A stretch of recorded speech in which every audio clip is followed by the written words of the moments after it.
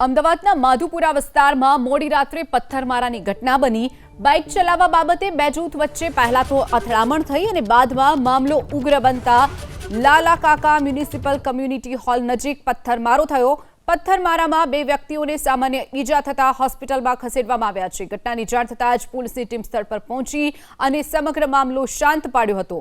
મોટી સંખ્યામાં પોલીસ બંદોબસ્ત આ વિસ્તારમાં ગોઠવી દેવામાં આવ્યો હતો। પોલીસે પથ્થરબાજો વિરુદ્ધ ગુનો નોંધવાની તજવીજ હાથ ધરી છે।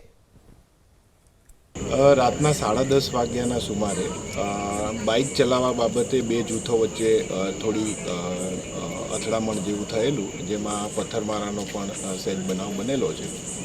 અત્યારે પરિસ્થિતિ બિલકુલ શાંતિપૂર્ણ છે। પોલીસે તાત્કાલિક એક્શન લેતા જગ્યા ઉપર જઈ અને બંને જે જૂથો છે એમને અલગ કરેલ છે અને હાલ જે બે જણાને ઈજા થયેલી છે સામાન્ય ઈજા છે અને એ હાલ હોસ્પિટલાઇઝ છે અને પોલીસ અત્યારે કાયદેસરની કાર્યવાહી કરી જે લોકોએ આ જે તોફાન કરેલ છે કલ્પ્રિટ છે એ લોકોને પકડવા અને ગુનો દાખલ કરવાની તજવીજ ચાલુ છે।